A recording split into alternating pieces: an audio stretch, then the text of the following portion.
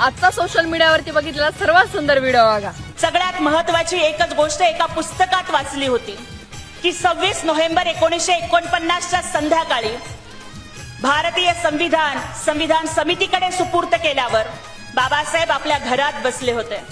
नानकचंद रत्तूंनी बघितलं की बाबासाहेब एकटेच बसलेत, पण बाबासाहेब कधी रडतायत तर कधी हसतायत. रत्तू बाबासाहेबांजवळ जातात आणि विचारतात की बाबासाहेब तुम्ही रडताय कशासाठी?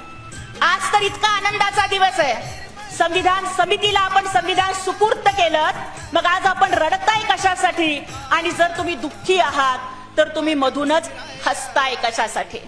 त्यावेळेला बाबासाहेबांनी उत्तर दिलं की रत्तू, आज मला माझी लेकरं आठवतायत ज्यांना मी वेळेवरती औषध पाणी सुद्धा देऊ शकलो नाही. त्यामुळे माझी 4 लेकरं रमेश, इंदू, गंगाधर, राजरत्न ही अकाली गेली. आज मला माझा राजरत्न आठवतोय की राजरत्नाच्या मृत्यूच्या वेळेस तर माझ्या रामूच्या फाटक्या पदरामध्ये गुंडाळून मला माझ्या लेकराला निरोप द्यावा लागला. माझ्या लेकरासाठी नवीन कफन सुद्धा मला आणता आलं नाही. त्याचं दुःख वाटतंय म्हणून मी माझ्या लेकरांच्या आठवणीत आज रडतोय.